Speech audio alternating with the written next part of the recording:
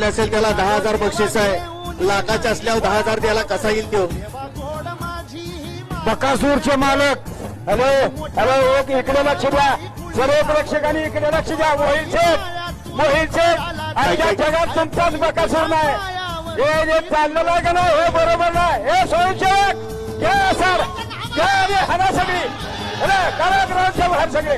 अरे काय प्रेक्षक वर्ग. हा दुनिया बघा दुनियाने काय काय मसरं पाळलं की होय का गाड्या पाळलं ते.